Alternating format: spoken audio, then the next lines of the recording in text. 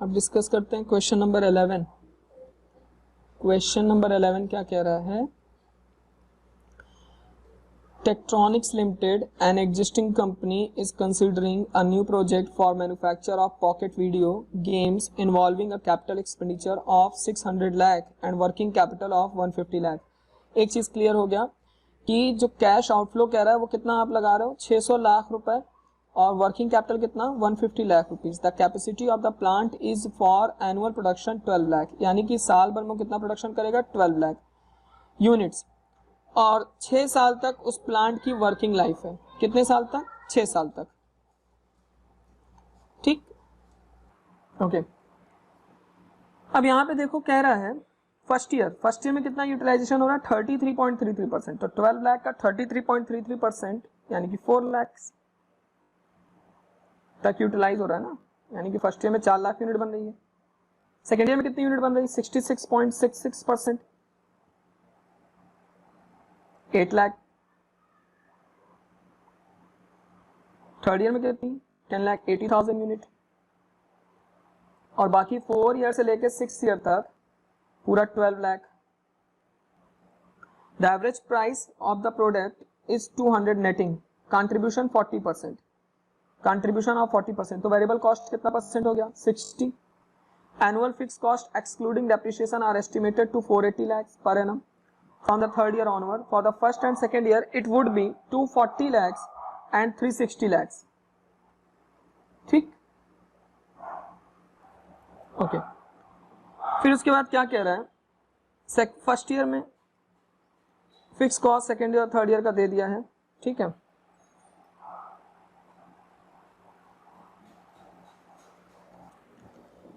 अब देखो, the average rate of depreciation for tax purpose is 33.33%। average rate कितना दिया हुआ है, 33.33% on the capital asset। no other tax relief are anticipated, the rate of income tax at 50%। फिर at the end of the third year an additional investment of 100 lakh would be required for working capital। company without taking into account the effect of financial leverage has targeted a rate of return 15%। You are required to indicate whether the proposal is viable, giving your working notes and analysis। ये question है, बहुत important और बहुत अच्छा question है, final level का question है, लेकिन आपके मॉड्यूल में दिया हुआ है, हमें ये करना है। स्टार्ट करते हैं, चलिए।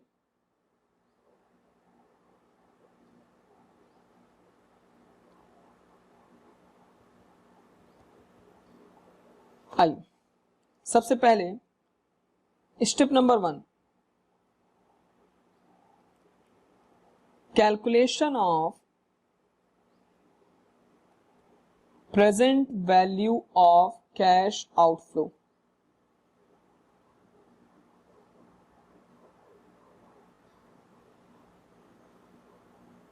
पहला पॉइंट,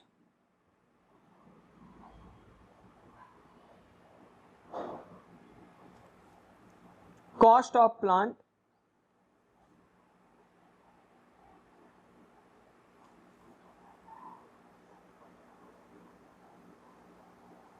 कितना दिया हुआ है, 600 लाख। वर्किंग कैपिटल 100 लाख, देखिए सॉरी 150 लाख। फिर additional working capital third year में लग रहा है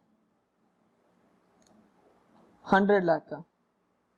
तो थर्ड ईयर का यानी कि तीसरे साल का आप प्रेजेंट वैल्यू फैक्टर निकाल लीजिए।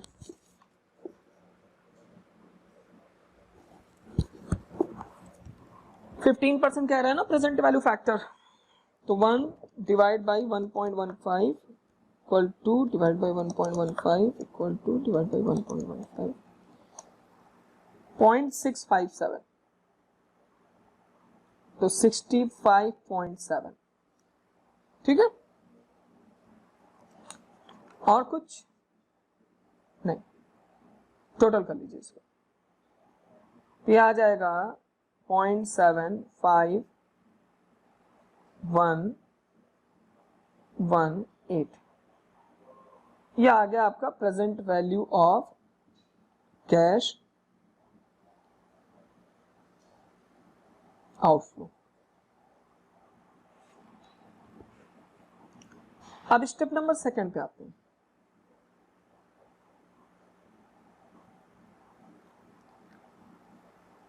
Calculation of terminal value. ठीक है, अब देखिए क्या इसका कोई स्क्रैप वैल्यू दिया हुआ है? देखिए क्वेश्चन में 600 लाख वर्किंग कैपिटल इतना इतना इतना इतना इतना, depreciation 33.33%, no tax at the end of the third year, an additional investment of working capital required.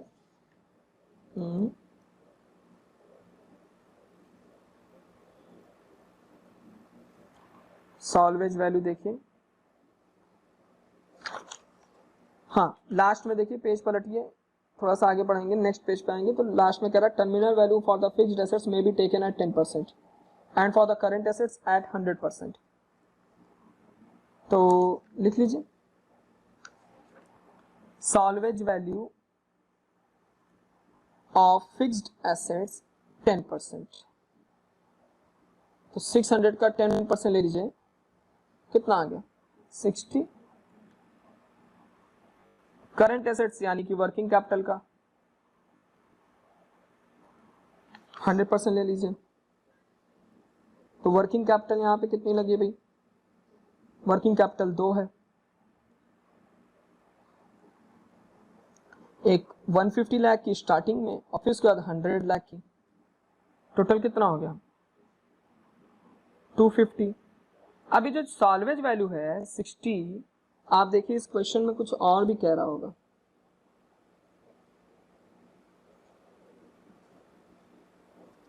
आप पहले असेट्स की वैल्यू निकालिए, 600 लाख की थी, 33.33% का depreciation rate for the tax purpose, the average rate of depreciation for the tax purpose is 33.33% on capital assets.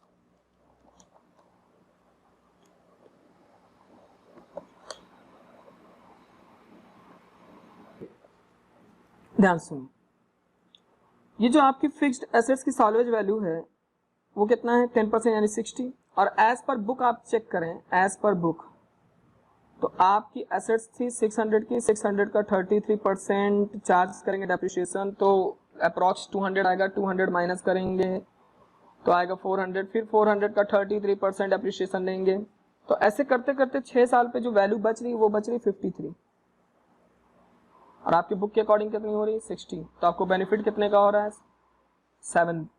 तो tax at the rate कितना percent 50%। या एक काम करिए, इसको थोड़ा सा हटा देते हैं यहां से, अभी मैं बता रहा हूं 60 लिया less tax at the rate 50%, 60 minus 53, 3.5, 3.5, 56.5, current asset 150 plus 100 250, total हो गया 306.5 टर्मिनल वैल्यू आया अभी। ठीक, अब इसका प्रेजेंट वैल्यू, अभी ये 53 कहां से आया मैं आपको बता रहा हूं। अब इसका टर्मिनल वैल्यू निकाल लीजिए, present value of terminal value, terminal cash inflow कैसे निकालेंगे, 306.5 मल्टीप्लाइड बाय जो 6 ईयर पे रेट दिया है, या आप कैलकुलेट करेंगे तो 6 ईयर का जो रेट आएगा 0.432 है, मल्टीप्लाई कर दीजिए,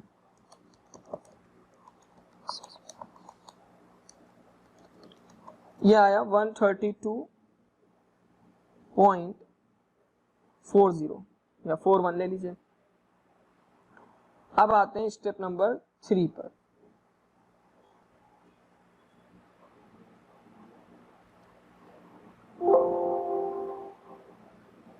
स्टेप नंबर 3 पर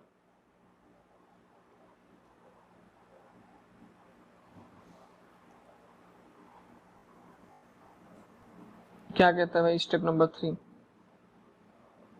आइए कैलकुलेशन ऑफ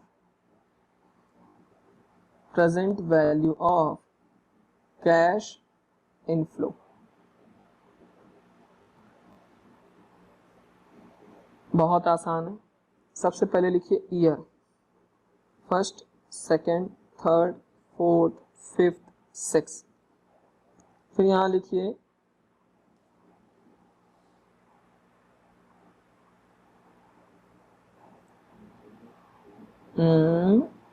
सेल्स, या लिख दीजिए प्रोडक्शन, प्रोडक्शन। फिर उसके बाद कंट्रीब्यूशन, फिर उसके बाद फिक्स कॉस्ट, फिर उसके बाद आप निकाल लीजिए डेप्रिसिएशन,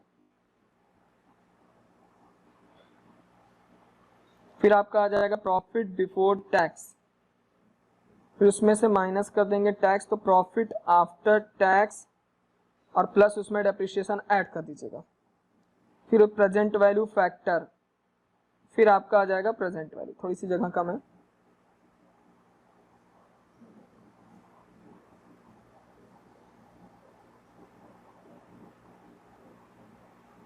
सी फॉर कंट्रीब्यूशन लिख देता हूं, कंट्रीब्यूशन, ठीक है।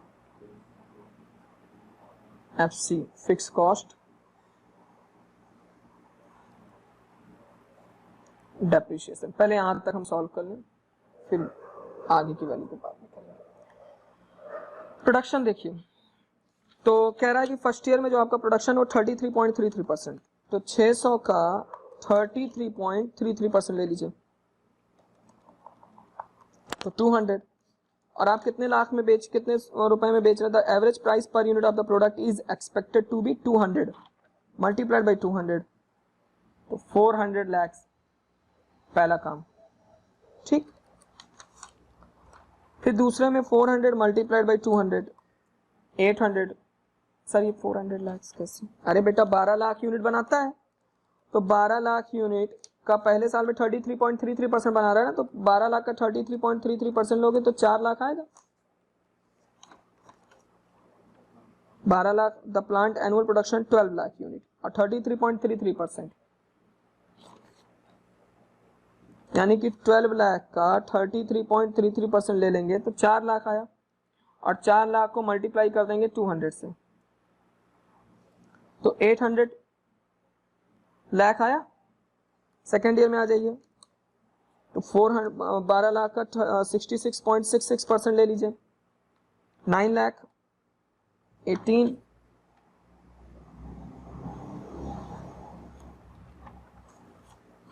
800 मल्टीप्लाइड बाई 200, 16 लाख, 1600 लाख। फिर आप आ जाइए 90% पे,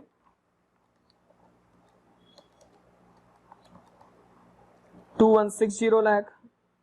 फिर 100% पे 2400 लैक्स, और 2400 मतलब लैक्स, करोड़ों में है ये वैल्यू। अब आप चाहें तो लाख निकाल, मतलब फिगर आप कर लीजिए, मेरे पास जगह नहीं था तो इसमें मैंने जीरो हटा दिए, ठीक है। कंट्रीब्यूशन कितना अरे भाई समझ लो, ऐसे 12 लाख था उसका, 33.33% लेंगे, तो जब 12 लाख का आप 33.33% लेंगे, 33.33% लेंगे तो कितना आ जाएगा? 4 लाख। अब इस 4 लाख को आप 200 से मल्टीप्लाई कर दीजिए, सेलिंग प्राइस 200 है, 8 crore value I.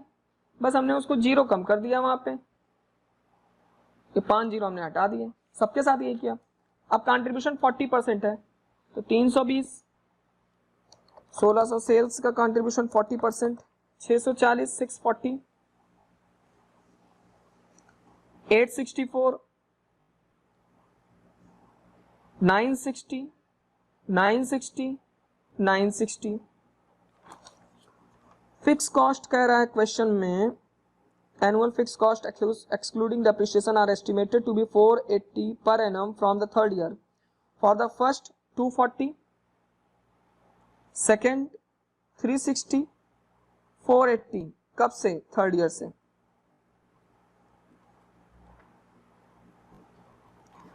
Depreciation 33.33% on capital assets, straight line नहीं बोला है तो हम डायरेक्ट WDV पे चल रहे हैं। 600 का आपने खरीदा था कैपिटल एसेट्स, उसका 33.33% ले लीजिए 200। 600 में से 200 माइनस करिए, रिटर्न डाउन वैल्यू आई 400, 400 का 33.33% ले लीजिए 132 पॉइंट समथिंग, यानी 133 ले लीजिए। फिर 600 में से 200 माइनस 132 माइनस किया 268, उसका ले लीजिए 33.33%, 89। फिर 89 माइनस करने के बाद जो वैल्यू आएगी उसका रिटर्न डाउन वैल्यू पर डेप्रिसिएशन निकालना आता है कि नहीं, 59, फिर 40 और फिर 26। लास्ट में जो वैल्यू आ रही है आप देखिए, 600 की एसेट्स थी, पहले साल का 200 डेप्रिसिएशन, दूसरे साल का 133, तीसरे का 89, चौथे का 59, पांचवें का 40 और छठवें साल का 26। जब आप माइनस की तो आपकी वैल्यू कितनी बची, 53। लेकिन आपको बुक के हिसाब से कितना लेना था, 60, तो आप फायदा कितने का हुआ, 7। तो 7 के ऊपर टैक्स नहीं देंगे, 50%, 3.5 माइनस कर दीजिए तो 3.5 आप माइनस कर देंगे। क्लियर? ओके, अब आगे देखिए। ओके, तो ये आपका कैलकुलेट हो गया। अब आप निकाल लीजिए प्रॉफिट बिफोर टैक्स। कैसे निकालेंगे, कंट्रीब्यूशन में से फिक्स कॉस्ट माइनस कीजिए और डेप्रिसिएशन माइनस कर दीजिए। तो पहले साल तो 120 का लॉस आ गया इनके हिसाब से, फिर 147, फिर 295, एक मिनट इसको और इधर कर लो, PBT 120 का लॉस आया, 147, 295, कैसे आ रहा है, आप कंट्रीब्यूशन में से फिक्स कॉस्ट माइनस करेंगे तो प्रॉफिट आएगा, प्रॉफिट में से डेप्रिसिएशन माइनस कर दीजिए, प्रॉफिट बिफोर टैक्स आ जाएगा। ठीक, 421, 440, 454, profit after tax plus depreciation कर दीजिए।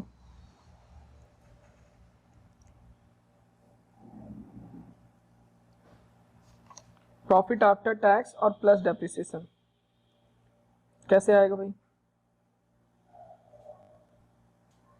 50%, ये जो आया 120, इसका 50% ले लीजिए। अब इसमें डेप्रिसिएशन कितना है, 200, इसको प्लस कर दीजिए तो 140 आया, माइनस में वैल्यू आ रही ना। फिर 147 का 50% ले लीजिए और उसमें 133 जोड़ दीजिए, 206, 207 अप्रॉक्स कर रहे हैं ये। इसी तरह 237, सर ये कैसे आया, 295 का पहले 50% लीजिए, 295 का 50% और इसमें डेप्रिसिएशन ऐड कर दीजिए 89, तो 236.5, 237, इसी तरह इनका निकाल लीजिए, 269, 260 एंड 253।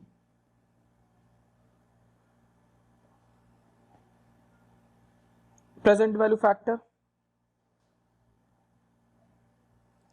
पहले साल का 1 divide by 1.15 equal to 0.869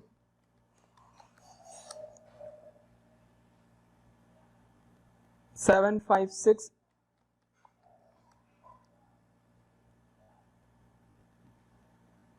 657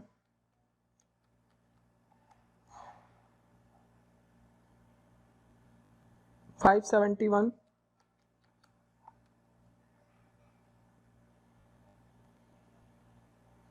497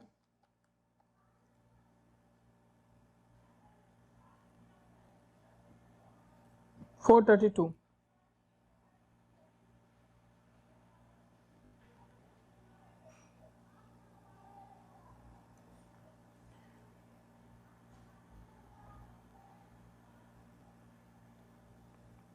one 156.49 155.95 153.87 129.22 and 109.29। Total present value करेंगे तो 826.62, ठीक है। एनपीवी कैलकुलेट कर लीजिए, last step.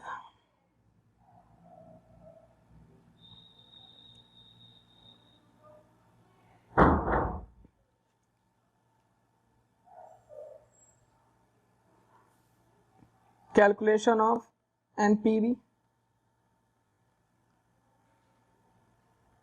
present value of cash inflow,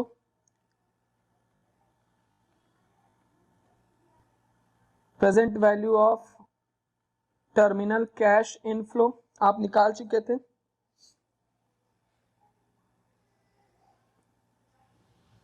$306 less present value of cash outflow. सबसे पहले स्टेप में 815 या 16 कितना निकाला था देख लीजिए, 816.4, चेक कर लो, 815.7, okay.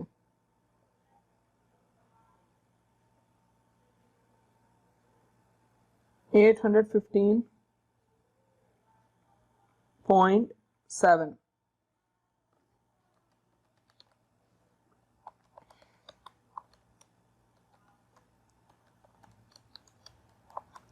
$316.92 NPV net present value. Answer check करिए।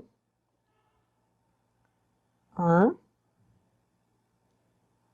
ओहो 132 आया था, गलत कर दिया मैंने, 0.41।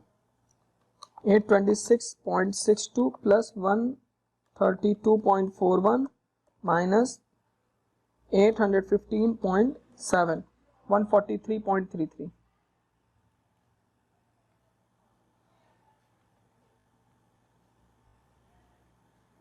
क्लियर है ये आपका क्वेश्चन था एक, ठीक।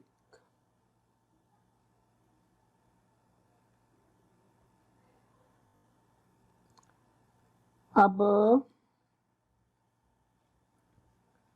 इलस्ट्रेशन नंबर 12 कल बता चुका हूं, मतलब दूसरे लेक्चर में है।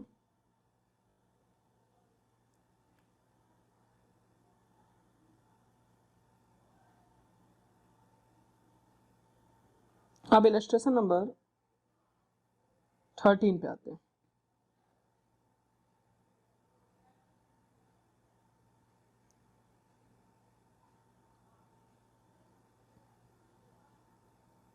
चल हेलो, अब चलते हैं क्वेश्चन नंबर 13 पर। A company is considering two mutually exclusive projects. Project के require an initial cash investment in machinery 2,68,000.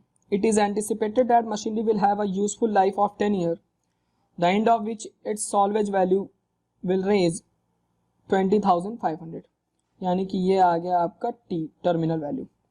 The project will also require an additional investment in cash, sundry debtors and stock, यानी कि ये भी आ गया आपका T working capital. At the end of the 5 years from the commencement of the project, balancing equipment for ₹45,000 has to be installed to make the unit workable. ये आ गया cash outflow 5th year में लगेगा, ठीक।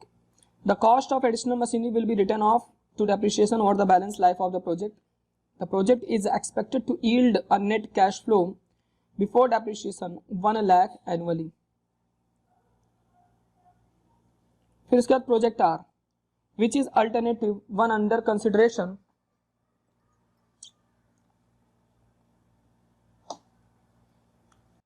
Hello, वालेकुम अस्सलाम।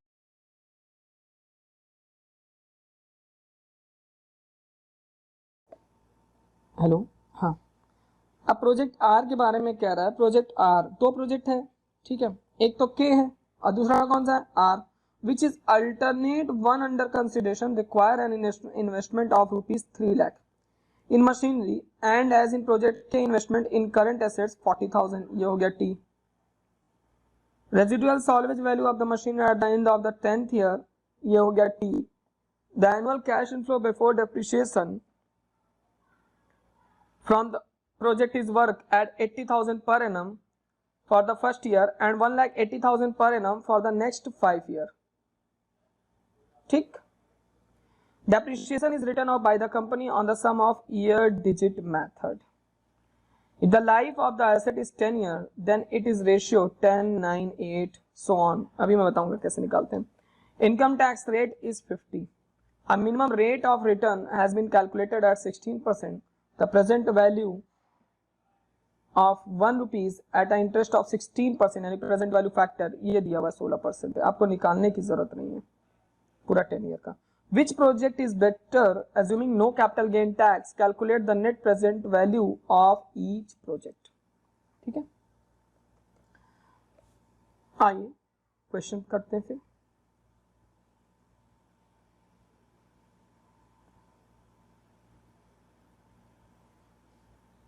ओ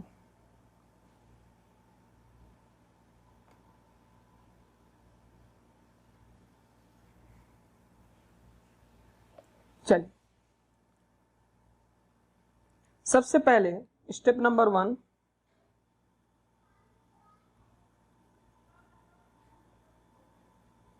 calculation of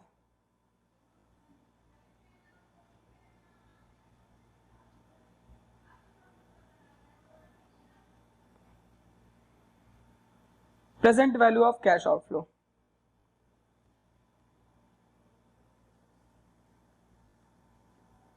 Cost of the project 2,68,000. It is anticipated that the machinery will have a useful life of 10 years, at the end of which its salvage value 20,500. The project will also require additional investment in cash working capital 40,000. At the end of the 5 years, the commencement of the project balancing equipment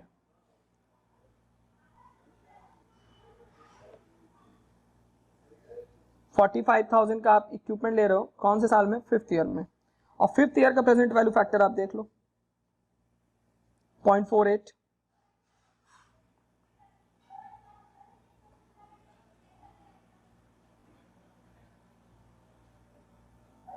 present value of cash outflow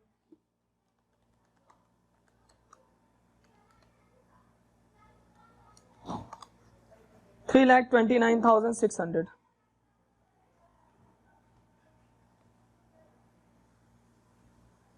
Next, step number 2.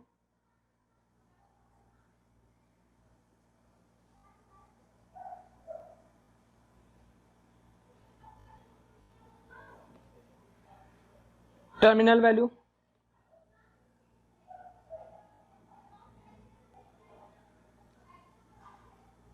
Salvage value, working capital 40,000 और salvage value दिया हुआ है 20,500.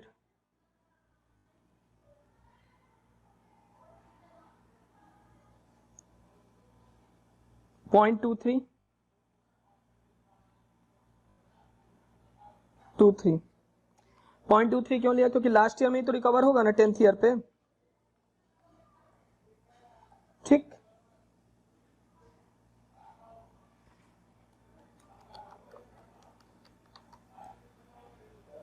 $4715.92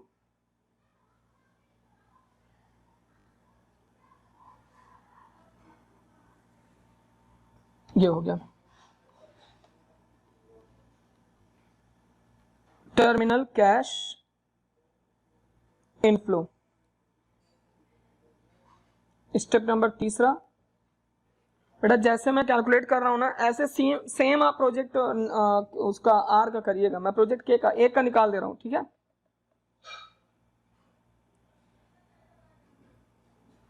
okay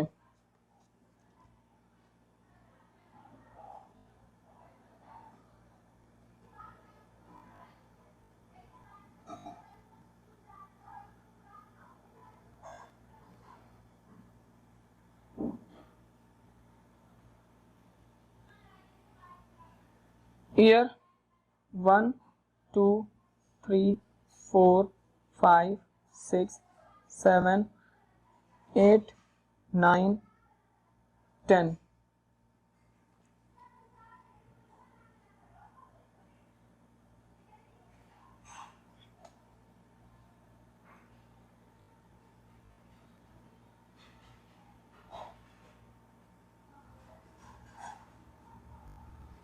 फिर उसके बाद profit before tax.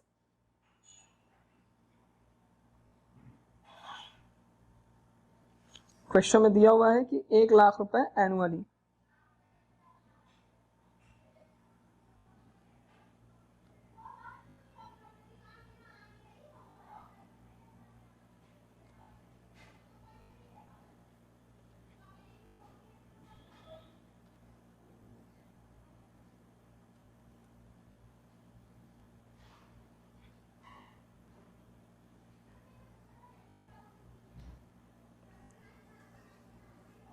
फिर उसके बाद डेप्रिसिएशन निकाल लीजिए आप।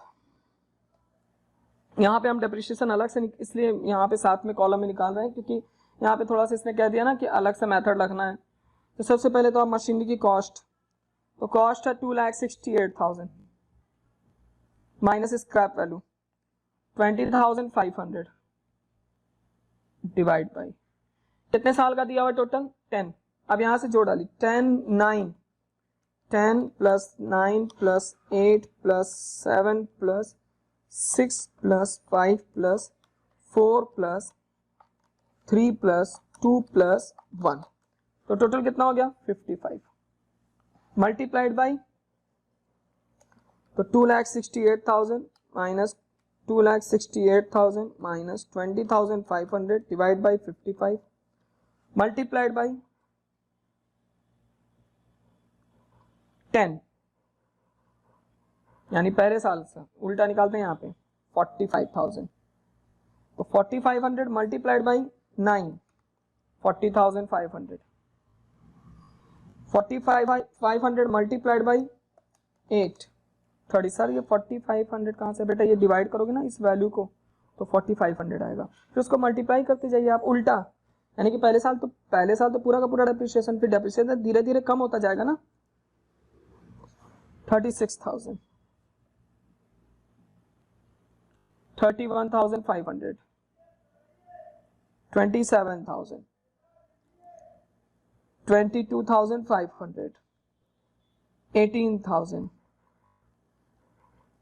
13,500 4,500 सॉरी 9,000, फिर लास्ट में 4,500। अब एडिशनल एसेट्स भी लिया आपने 5वें साल में, कितने का लिया था 45,000 का। इसके ऊपर भी डेप्रिसिएशन निकाल लीजिए,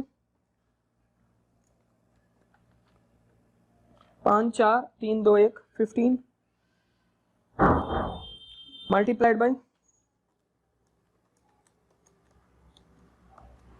5 15,000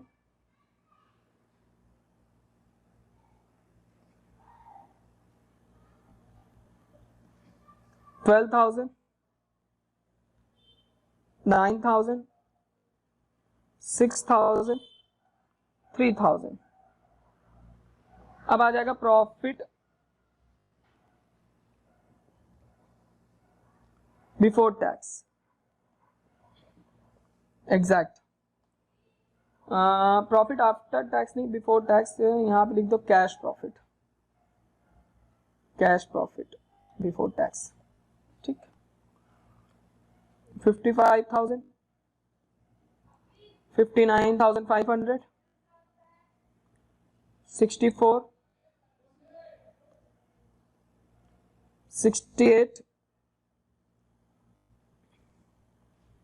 73, 62,500,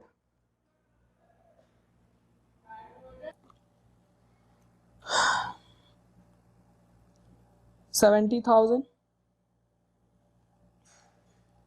77,500,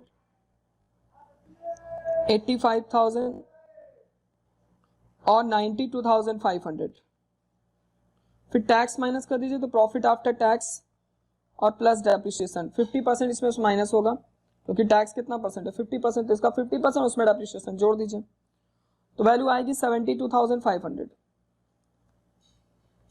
या निकाल लो आप प्रॉफिट आफ्टर टैक्स निकाल लो 50%, तो 27,500, 29,750, 32,000,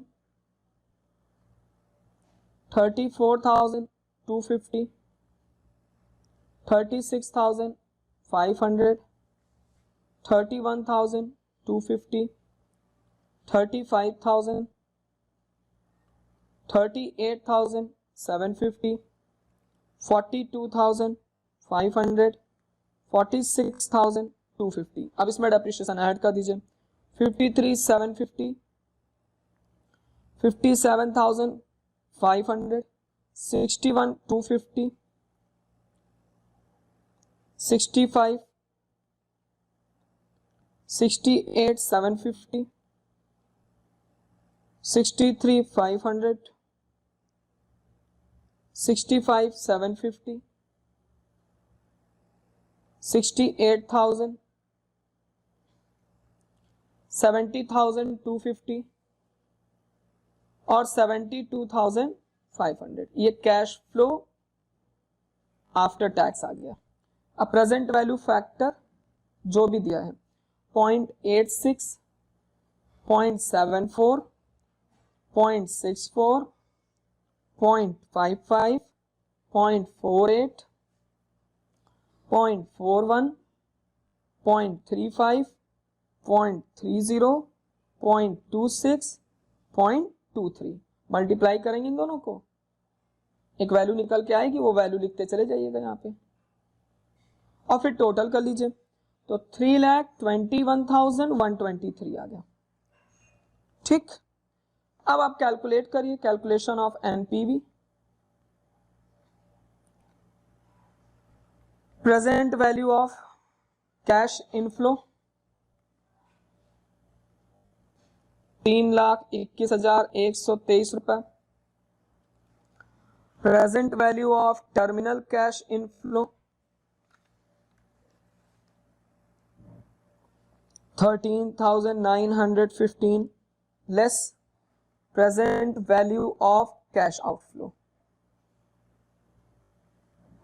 जो भी आपने निकाला है